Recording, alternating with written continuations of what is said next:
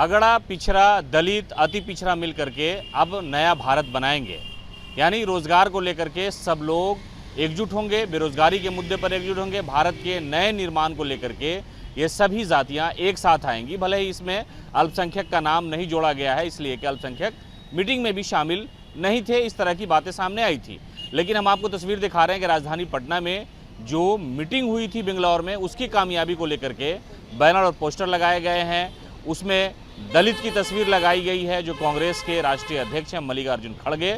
उनके बगल में नीतीश कुमार की तस्वीर है, जो मौजूदा मुख्यमंत्री हैं बिहार के, और अति पिछड़ा पिछड़ा उनके सामने लिखा गया है। उसके बगल में राहुल गांधी है, कांग्रेस के नेता, और उनके नीचे आगरा लिखा गया है। उसके बगल में तस्वीर राहुल गांधी के बगल में लालू प्रसाद यादव की लगी है, जिन्हें पिछड़ा बताया गया है।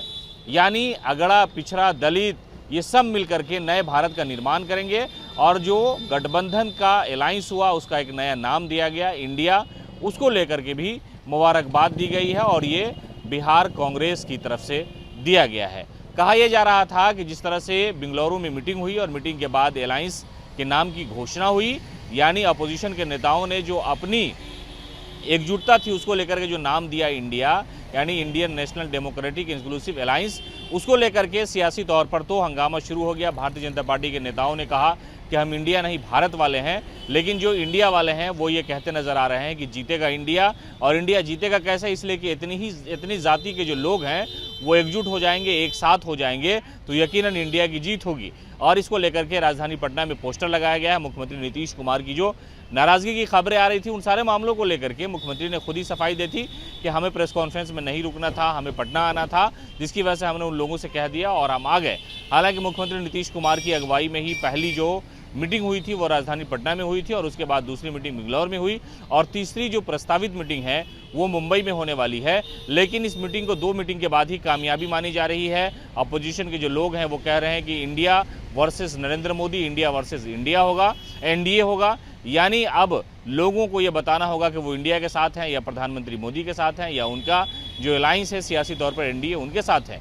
तो इन सारी चीज़ों को लेकर के जो पहली मीटिंग के बाद दूसरी मीटिंग हुई, उस मीटिंग की कामयाबी के बाद पोस्टर लगाए जा रहे हैं। जो समर्थक हैं या जो पार्टियां इंडिया में शामिल है, यानी जो अपोजिशन के लोग हैं उसमें जो शामिल है, वो मुबारकबाद दे रही है और शुभकामनाएं देने के साथ साथ जो जातीय गठजोड़ है उसको बताने का प्रयास किया जा रहा है कि दलित, पिछड़ा, अति पिछड़ा और जो अगड़ी जाति के लोग हैं वो सब मिल करके एक नए भारत का निर्माण करेंगे, भारत को एक साथ जोड़ेंगे।